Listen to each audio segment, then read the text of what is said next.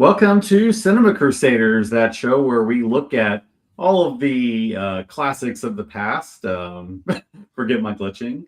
And we'll go ahead and look and see whether these films still have value or not, whether they still have something to say in 2026, and whether you should be seeing them. And to just help me with that, I brought Mike Nunnally, who is my partner in crime. Not just on Cinema Crusaders and on Omen Revelations podcast, which we did for a long time, and also on the book that he's just put together called Scorn, which we'll get into later today. Right. But today we're going to be talking about the butterfly effect, which right now is going on with my screen. And this is a film that's from 2004. It starts Ashton Kutcher. Haley Lay, was it no, Amy Smart and Eric Stoltz. Yeah. And Logan Lerman. Ethan Suplee, Eldon Hensley, William Lee Scott, and John Patrick Amadori. Yes. Yep. Hold on 1 second. Technical difficulties. And now we're going to try to get it back on. Yeah, I'm back on. All right. So we'll go ahead and talk a little bit about, so what are your overall thoughts on this? You were the one who recommended this movie, and I feel like you should kind of start with that. All right. As far as time travel movies go, I put this one up at the top. Okay. I liked the there is this philosophical idea that consciousness creates reality. Mm-hmm. Sure. And I like the idea of being able to time travel through memory. It's a unique idea that I've seen people, like, there's that story, I don't remember the name of it. The guy just laid down on his bed, took a nap, and woke up in another time. I don't remember exactly what you're probably thinking of Somewhere in Time with Christopher Reeve. Yeah. That's worth discussing at some point, but yeah, I'll let you continue. But I don't know. I thought it was a unique take on it, and I like the idea that there is no way to calculate how each little thing affects everything else. Like, I have found out little things like I just walked up at a wake. I just walked up and put my hand on someone's shoulder once because they looked like they were kind of sad, and then walked away. That stopped them from totally breaking that day. I had no idea. Little stuff like that has these big effects where entire lives are changed, and you have no idea. And there's no way to figure that out. And I love that this pointed that out with time travel. There is no way to fix it. Yeah, and the thing is with time travel is that there are always like different rules, kind of depending on what kind of world we're talking about.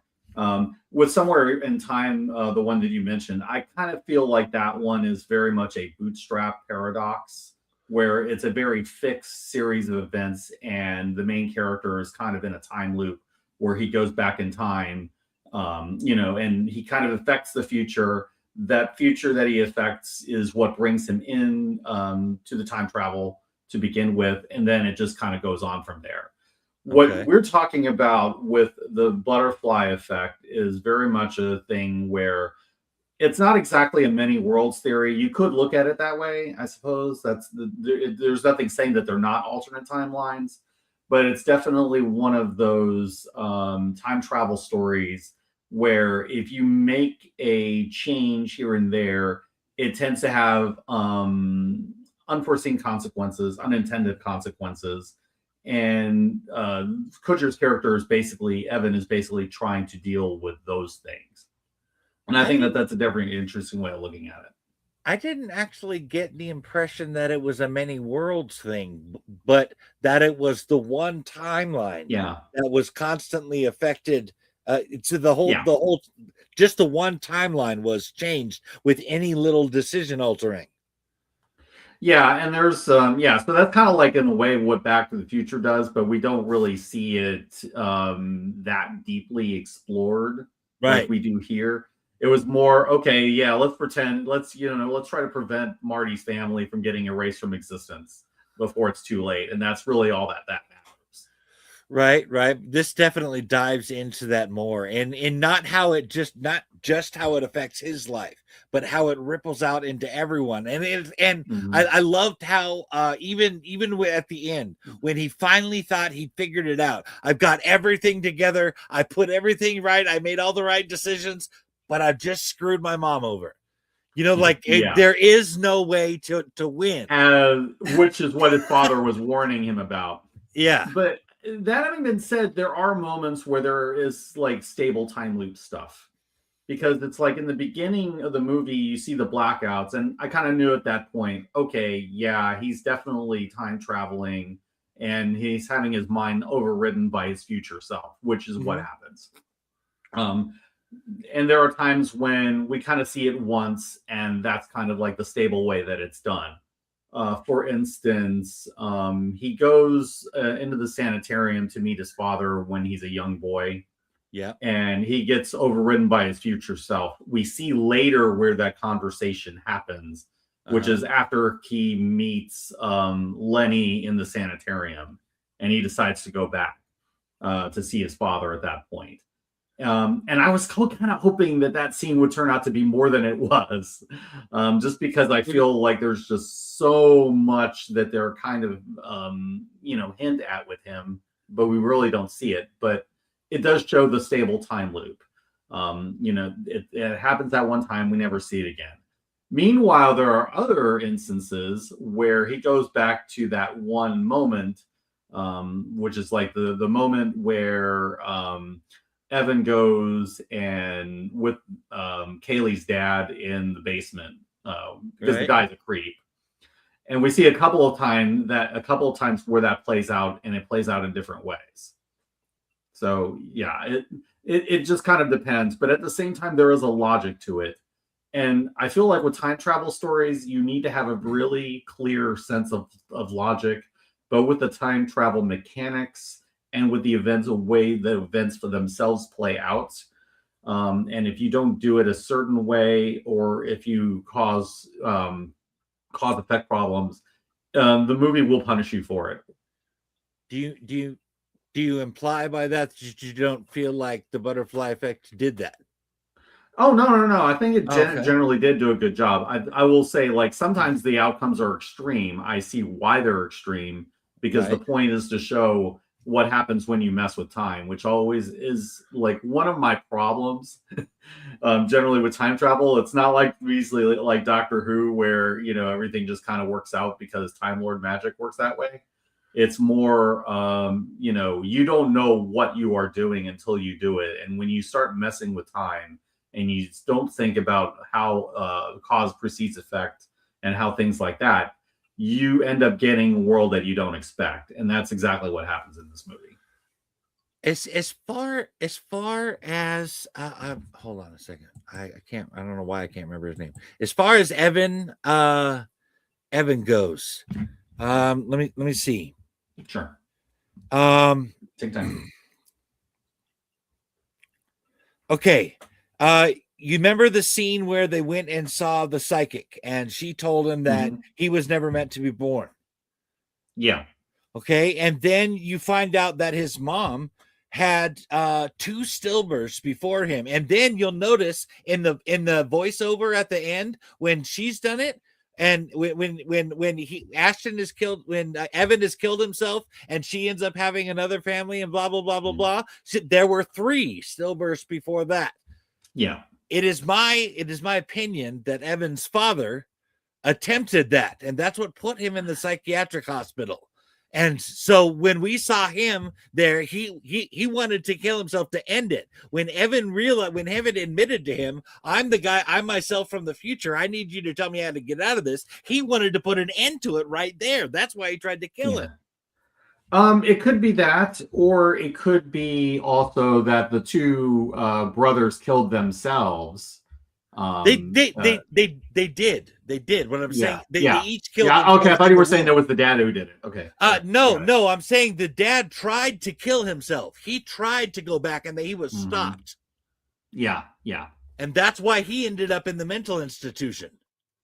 Yeah, I think that's certainly a possible take. And that's why I'm saying I just feel like there's so much in the backstory that's not really explained or that's not really covered. And you really are kind of left doing the work of the movie in that respect. And that's not necessarily a bad thing in this case, because I feel like the story is really more on what Evan's choices are now. Right. It's about Evan's past, Evan's decisions, what and the friend group that he's trying to save. I feel like that's the heart of the story, I and do the mom feel as like well. there But is a connection to the fact that every mhm, person involved in this ability to time travel eventually tries to go back and kill themselves in the womb. Each one. yeah, yeah, yeah. I think that feels like that feels closer to the heart of that there. That try messing with time travel at all is eventually going to lead to a point where you need to have never existed just to get everyone back where they're supposed to be. Yeah. Yeah, I mean, there at that point you just contaminated the time stream way too much, and I feel like that's kind of what they were doing with that director's cut ending. There are Yeah. like three different endings, four different endings, which I suppose is appropriate. Given Yeah. about a movie about time travel, you have like four different ways that this could end. But that is one of the more powerful ones, and ultimately the one that the director's cut went with. So I would Right. say that that's probably the director's like full vision. What ending would you have gone with of the four you saw? I'm really torn, like between the one where they just walk by each other and he never goes back to Right. to meet with Amy Smart, and the director's cut ending. The problem that I have with the two other endings is that it feels too Hollywood, and it seems like it's not earned. It's really more that he what is earned is the sacrifice. Like he is sacrificing like the life he could have had with Kaylee so that they could all have better lives without him. I And it's like you sacrifice your childhood with her, but that's just not sufficient, and it feels fake to me. The other two at least seem plausible, or at least within the context of that world and that story.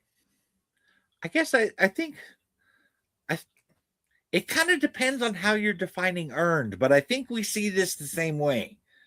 I think that the other two endings where he tries to get with her in any way at the ending completely just we'll pretend like the whole movie you watched didn't just happen. And Yeah. I hate that. I don't like that idea. If he doesn't come to the conclusion that he should have never started this to begin with, it Hmm. defeats the entire journey we just watched. Yeah. And the way that he does it is basically, okay, I'm going to fix your lives at the expense of mine. Right. But at the same time, it's like, okay, I'm going to give myself an ending where at least I'm not like a quadriplegic. Right. I suppose either one would have worked, whether he just saw her on the street and let her walk by. That would have worked, I suppose, but it doesn't fit the story setup of having the stillbirths before that. Yeah, I mean the thing is there are two. They kind of foreshadowed it twice. The end each ending earlier in the movie. So with the story that with the ending that he goes and tells Kaylee as a child, "Oh, I hate you. I never want to see you again." That was a reference to what Kaylee had said to him in the paraplegic timeline, where she was like, "Oh yeah, remember? Yeah, I could choose whether I could live with my mom or my dad." Yes, yes, and she said that she really hated her dad, but if she went to stay with her mom, she'd never see him again. To him, yeah, Yeah. yeah, yeah. So I feel like both of them were foreshadowed. Both of them, I feel, work. narratively. Okay. My only issue with the theatrical ending is that we don't see the physical trauma of the time travel like we saw in the institution timeline, where we started seeing like his like yeah I'm surprised his motor functions are still working because of all the damage done to him with all the time travel. And that was a unique take too. I don't know of Mhm. any other time travel movie that dealt with the actual mass created by all the memories Mhm. Yeah. in the brain and what effect that might actually have on the mind. That's definitely Yeah. unique.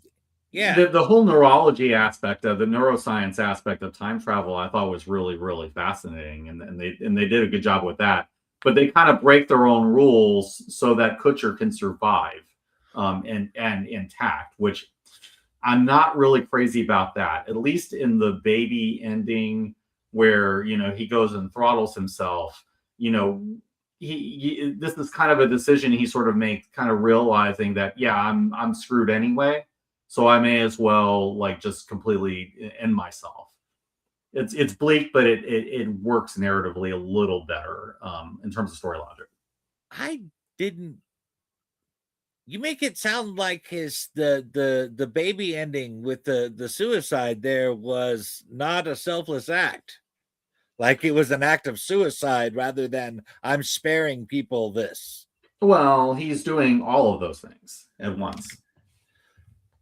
I You know, well, I mean, consider his his motivation through the whole movie. He went through all of that stuff trying to fix things for everyone. Why would yeah. he? Why would he suddenly? Why would he suddenly not want to fix things for everyone if he could? Why would his motivation suddenly turn inward like that? No, no, no, no, no. I'm not saying that. I mean, he's Oh, still okay. doing those things. I think the problem is like not only was he dealing with his friends having horrible lives and his mother like killing herself with lung cancer, there was also the whole issue of yeah, I have all these people like in the sanitarium who are trying to hunt me down and put me away, so I Mhm. can't get out of this situation. So I think he decided this is my exit. This is the way I'm going to get out. You know, You know if I'm what? going I to get hadn't thought out, I'm about going to that. get out doing something positive for people. I had forgotten he was basically trapped at the asylum Yeah. with no access to his diaries or anything, and Yeah. that's why he had to use the video. I Hmm. didn't think about that. Yeah. So there was definitely an escape aspect to that as well. Yeah, Yeah. okay. Yeah. That's what I was Okay. mainly focusing on. Yeah. So he Okay. had to escape somehow, and it's like he's basically his choices are, what time does he see in the video that he can jump to, and what can he do at that point? Okay. Okay.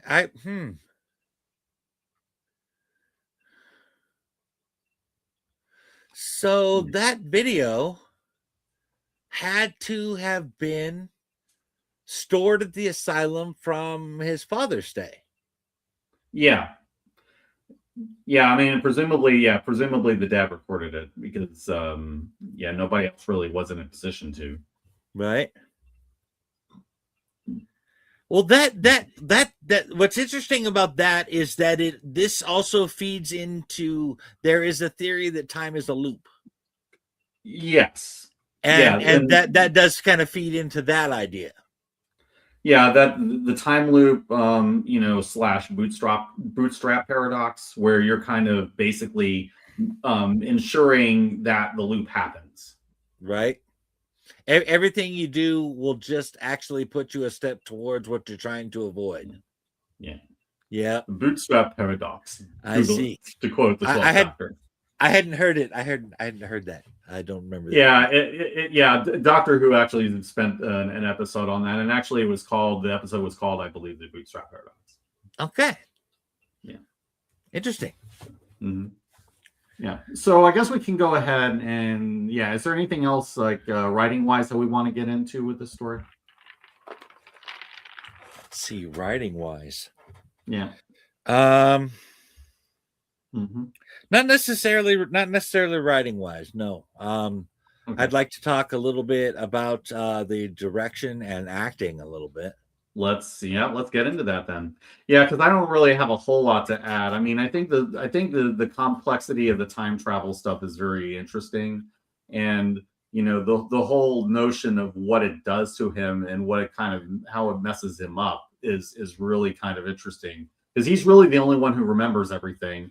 Everybody else is drastically changed, and ultimately a lot of this is a story that fundamentally is about not living in the past. And that's fundamentally where he's stuck mentally through most of the film because all he's thinking about is like, what he did before, what he doesn't remember, instead of living his life. And then ultimately, if we go with the theatrical ending, he goes back to living his life, even if, he's letting go of the past.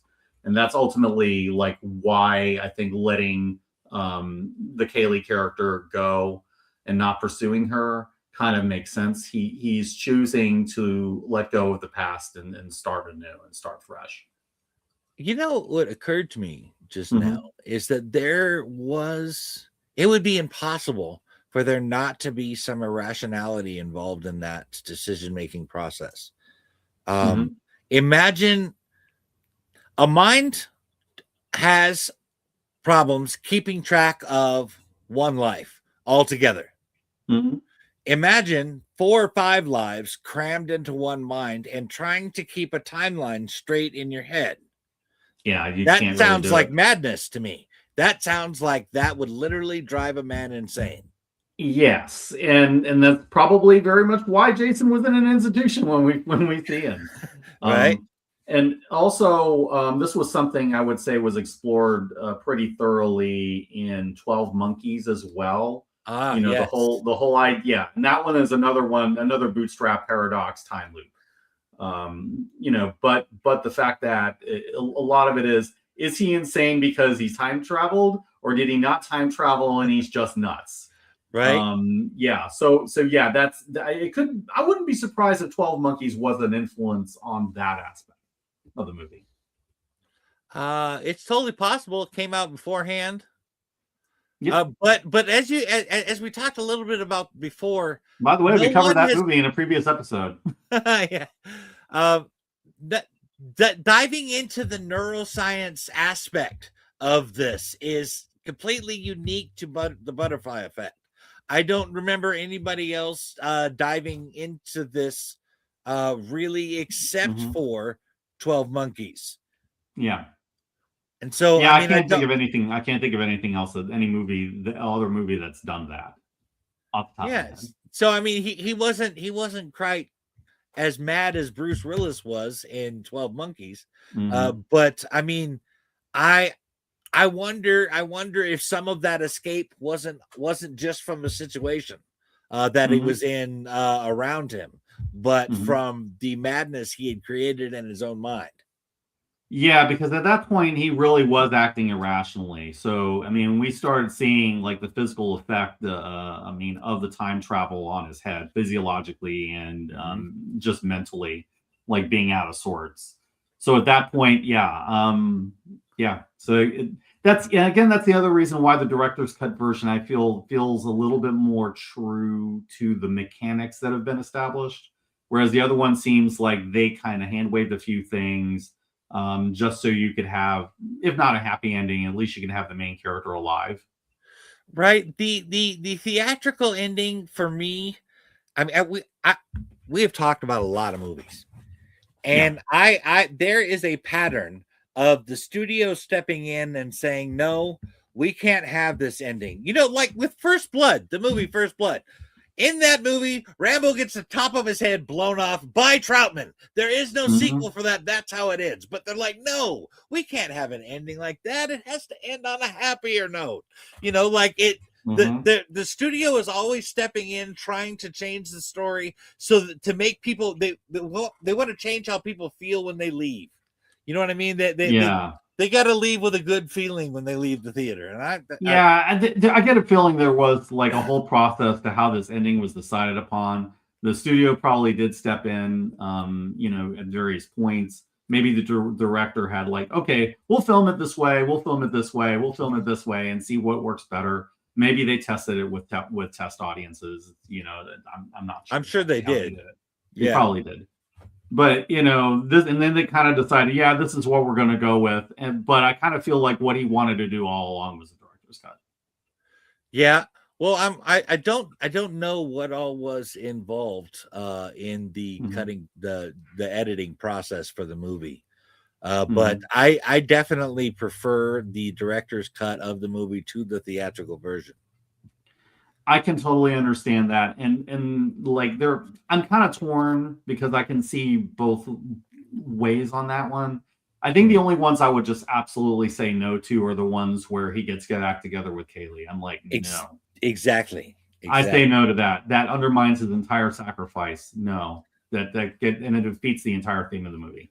It does. It does. It totally ruins it. Yeah. And sorry, go ahead. You had a little something. No, yeah. I think the only question is like, do you prefer him actually like his sacrifice being killing himself, or his sacrifice just being walking away from Kaylee entirely? This might sound morbid, but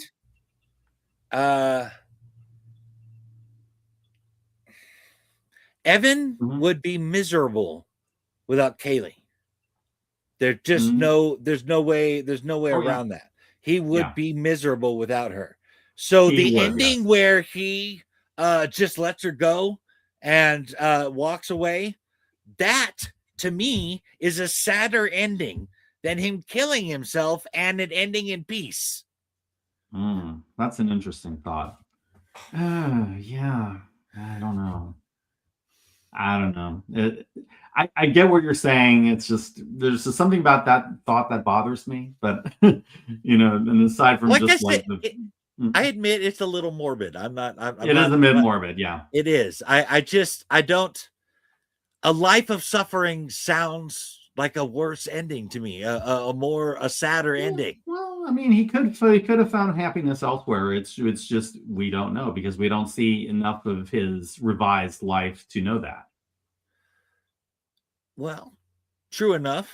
I suppose that's true. I just assume that with all of the effort he put into fixing things, maximum effort. Yeah, maximum effort, definitely. I guess I don't know. It just seems it. I just be repeating myself. Yeah. I think we'll just kind of leave it to our viewers to decide, like, what kind of works for you and why. I think a lot of this is just going to be down to how you perceive things. Totally. But I can totally see what you're saying about the constant pain from that, because I'm not going to get too personal in this. I'm just going to say that I can understand what it means to sacrifice something that's really important to you because someone else or something else was more important. I completely understand that. It hit that is kind of, and it kind of hit me in the feels for a little bit because of that. Well, that's kind of cool. I love it when a film affects me on an emotional and intellectual level where it literally it has an emotional effect on me. I'm different after watching it a little bit, Yeah, I will say this is probably a movie that I'll probably go back to for that reason, but we'll get into that when we actually get into the final score and whatnot. I have one thing about direction. Yeah, let's move on to direction was what I was going to say. So let's go ahead and work on that. We talked a little bit about this before the show, but Ashton Kutcher from That 70s Show to Dude, Where's My Car has played the dumbest, most ridiculous people out there. Now he has played other roles too. I'm not saying he hasn't. Sure. He's done other more serious who is it? Doesn't matter. The point being that when you think of Ashton Kutcher being in a serious movie, you don't. Yeah. It just doesn't fit your head normally. But the director in this movie was able to draw a performance out of Mhm. Ashton Kutcher that was serious. It was real acting. It was emotional. It was felt. Yeah. Oh, yeah. So I'm kind of liking what Bird Dice is saying here. The scenes with the kids are the most impactful, in my opinion. Great film. Yeah, I would agree with that. And I will say, I was actually reminded of like things like Stand by Me. It's that it felt that true Oh, with the okay. kids. So yeah, I totally get what you're saying with that. And I'm also getting what you're saying about Ashton Kutcher. Because I'll be honest, I haven't seen a whole lot with him in it. I am mainly thinking of like, dude, where's my car, and things like that. But at the same time, I can kind of see the how he turns in a really great performance here, Mm-hmm. on the basis that comedic actors, for some reason, know how to put in great dramatic performances. It's not often the other way around, but when it comes to comedians, somehow they can really put in some really strong dramatic performances. Some of them that are apparently against type. And when I see something like Kutcher doing a movie like this, I immediately think of like Adam Sandler and Uncut Gems. It is that big of a difference from Right. what you normally expect to see them in, and it is a high quality performance. I'll tell you why I think that is. And I've actually heard this from actors. And that is, believe it or not, it is much harder to deliver a comedic performance than it is to deliver a serious one. Mm-hmm. To Yeah, be able to draw a laugh out of someone is a much more difficult accomplishment. yeah, So when you're talking about somebody who does comedy all the time, their acting skill is actually, as a base, higher than your average person yeah. who doesn't do comedy. Yeah, and I will say, whether you love him or hate him, and kind of leaving aside like the things that he's been accused of doing, Joss Whedon was somebody who really understood that principle, and he was somebody who often sought out comedic actors because he knew that they were capable of bringing the drama as well as the comedy when needed. Mhm. So I'm thinking like there is something to that. Yeah. Yeah, yeah. I got to put that on the actor. I mean, on Hmm. the director there, the performance drawn out of them. Also, even Amy Smart's portrayal. I mean, Hmm. okay, I've seen her do similar performance when she's being all normal, but Hmm. when she's in the timeline where she's a hooker and she's all Yes. strung out on drugs, that was a I was impressed with that informant with that performance. Yeah. That was a totally different person. I mean, wow. Yeah, that was really good, and her as the waitress in the beginning was really Mhm. good, where she's like basically an empty shell of herself, Yes. as it was being described. Yeah, those were some serious performances, and I have not seen Amy Smart in very many things, Ah, but she did impress me with that. So she's playing a lot of different characters. She's playing her. She's playing Evan's girlfriend in the one timeline. She's playing, Lenny's girlfriend in that other timeline. right. And then we kind of see not only her at the end in the final timeline, I think that was her playing her own mother, to the when Kaylee and Tommy were kids at the end. I might have to go back and look at that. I didn't catch that. It looked like her. It looked like her. If it wasn't her, it was somebody who looked like her.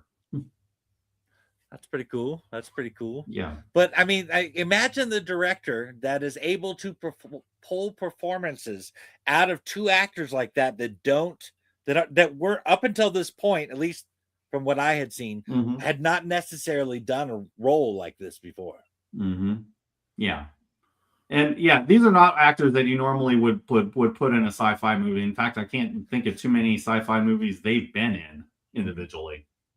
So yeah, and you got it. And I will say there's some really interesting actors around them too.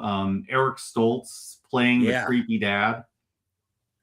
Yeah, he did the drunken perv pretty well.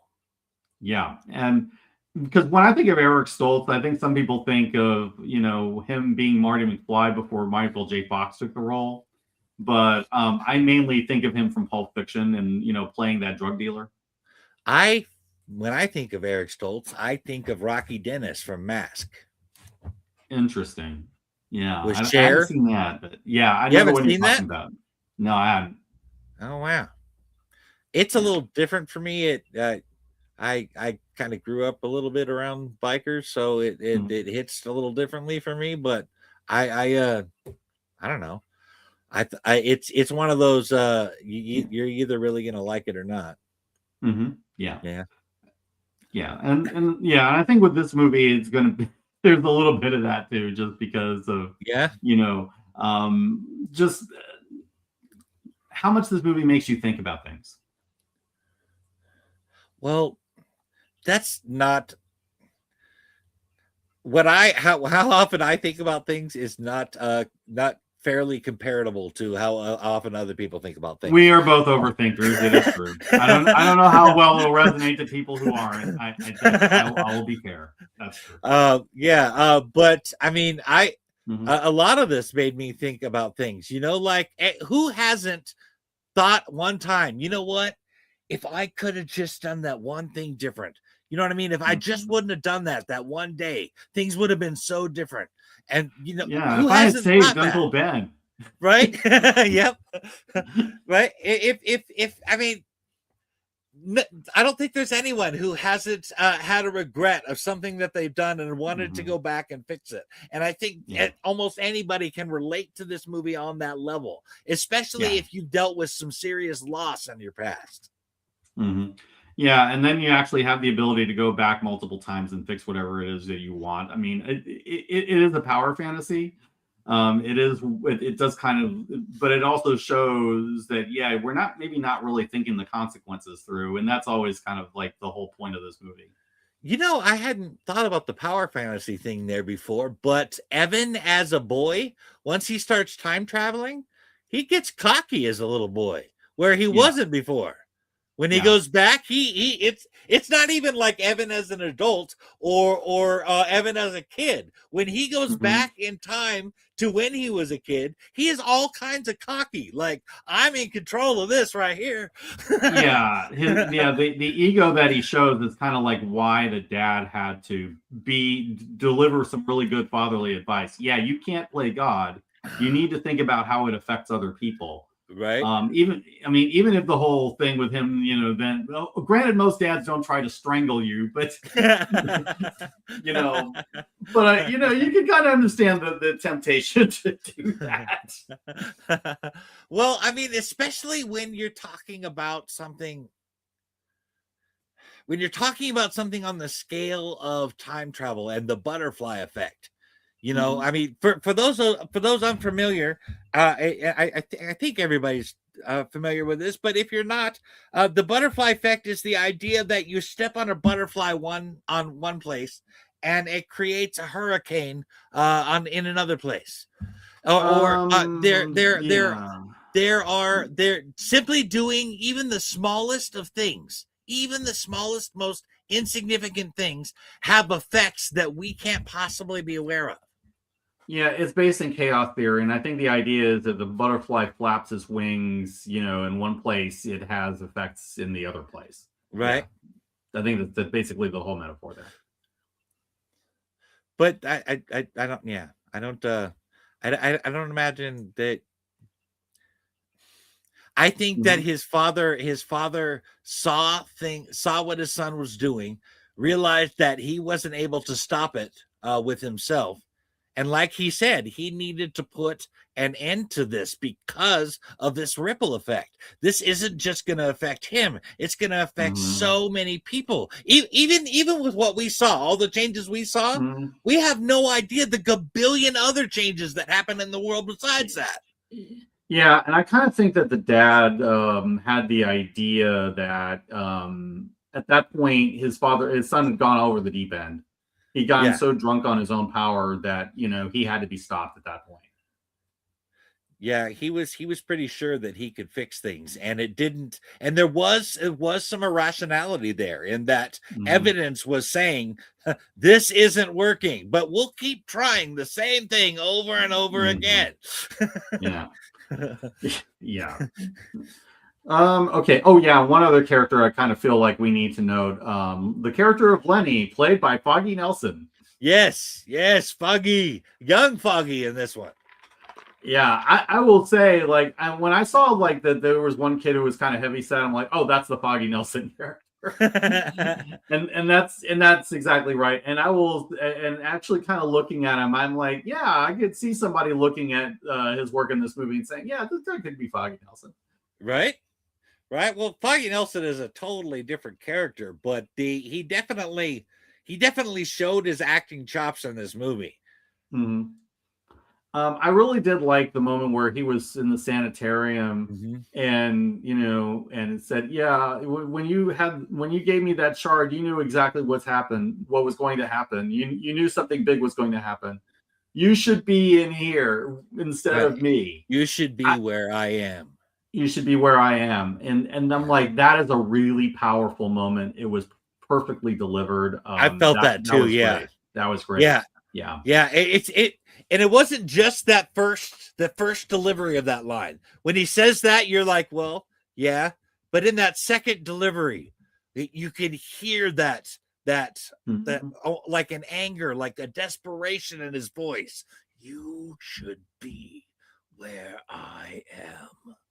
Yeah.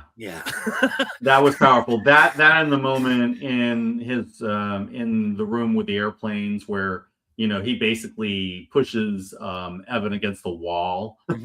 There's just like you just see these subtle moments where he really kind of shows his range. Yeah. And he's playing these characters that are completely unstable, by the way, at that point, because they've kind of driven to madness by everything that happened. Well, I mean, it's almost a trope. I almost want to blame Marvel Comics for this, but the whole thing of you can't just kill a man without it having a drastic effect for you. This is a very true thing, and I'm not trying to downplay this in any way, shape, or form. I'm just saying Marvel kind of spread this out a little too much, is all. They are well known for that, yeah. But it's like, I guess when you watch a lady and a baby blow up in front of you, you're going to be really messed up. Or even when he what is that kid's name? Kaylee's brother, Tommy, yeah, Lenny, yeah, no, Lenny Tommy, was Tommy, yeah, okay, Tommy, yeah. When he kills Tommy, that seemed, I mean, he was messed up by the fact that he was responsible for the mother and the baby dying. Yeah, but he was institutionalized by the fact that he killed Tommy. Yeah. I mean, even though it was pretty much a justified killing. I mean, but it's like, but I can completely understand why they would have institutionalized him for that, given his age at the time. I mean, that is the stuff that this guy dealt with, like at a young age, is something that nobody should be dealing with. No kid should be dealing with. No, and you can see that rage too. I mean, that even Evan pushed him around and told him what to do. There wasn't the only person that didn't do that was Kaylee. Yeah. I really kind of get the sense that, Lenny was a guy who just kind of followed along with what everybody else was doing. And, he just at various points just kind of hit his limit. Yeah. Yeah. He was definitely done at that point. I mean, it's imagine one of your friends, and you believe he's going to do this, says to you, he will slit your mother's throat in her sleep. Yeah. Imagine what reaction that might evoke from you. Yeah. That is messed up. His character is messed up. And this is why I'm really glad that they showed that he could be well adjusted in various timelines. Yeah. And even Tommy, like for a good part of the movie, I just thought that Tommy was just like a real messed up kid. He was never going to turn out well. And then we kind of turn around and see that timeline where he finds Jesus, and Right. he's the one support Evan has for a good part of the movie where he's paraplegic. Right. That was that was kind of that movie really kind of proved the point that even if you can fix things for everybody else, you're going to be miserable. And even if you get everything for you and everybody in your immediate circle, somebody else is going to be miserable. Somebody in this scenario has to suffer and die. There is no escaping it.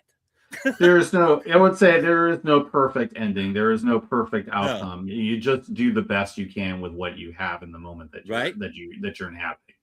And I think that's a lot of that. That is really the point. Like, this is why it's kind of like, don't dwell on the past, dwell on what you can do in the here and now, fix what you can now. Exactly. You can't, there's nothing you can do about what has been done, but there is something you can do about what is happening now. Yeah. Anything else we want to get into? Effects, photography, anything like that, direction?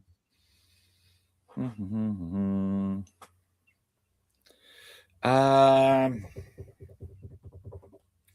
don't think so. Okay. I will say that I do think that they did a decent job with having the life flash before his eyes, and you can kind of see what is messing him up. Why he has all these memories in his head, like decades of memories. It's like, it's not just the stuff that he experienced with the time jumps. It's all of the memories from the other timeline. Right, all the information he would have acquired. Yeah. It's an entire lifetime of memories. Lifetime of memories. Yeah. Especially when he's changing his past from like his childhood. That's like years and years of memories, a lifetime of memories, and with the much younger him. Oh yeah. And I just really like how they handled not just the time travel, but the effects of time travel, and not just on the time, but on Evan himself.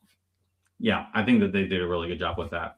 So I think we can kind of move and look at our final verdict. So, okay. What are we thinking for this one? Well, this is my favorite time travel movie. Okay. And I really love the performances in it.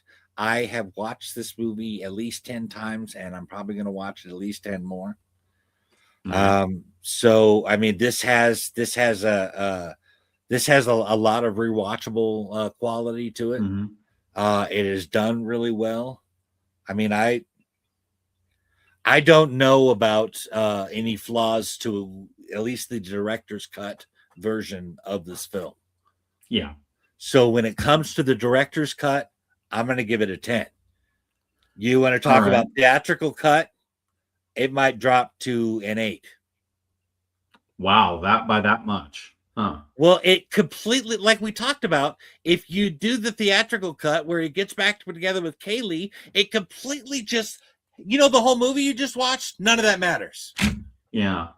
I would say, I would say that's true for the two endings where he goes off with her in each chapter. Yeah, that just it completely where he just walks away. I would give it a little bit of higher grade. I would say, and it was the endings where he got out with Kaylee that I was talking about, the drop to the 8. Yeah. So you're thinking 8 for the ones where he gets with Kaylee. I would say like 9 for the one where he just walks off. Okay. 9.5 for the director's cut. And where does this stand on your time travel movies list? Considering that the rest of the list is Somewhere in Time, which is really, really good. And Predestination, which is one I want to get into eventually. So it's up there. I don't know that I would say tops it, but I would say it's definitely on the upper echelon. Nice. Nice. Mhm. So yeah, it sounds like either way, however you want to choose to view it, it sounds like we would recommend the movie. Yeah, I would say for director's cut, that's 9.75. That's pretty good. Yeah, Mm. yeah, good Yeah. stuff.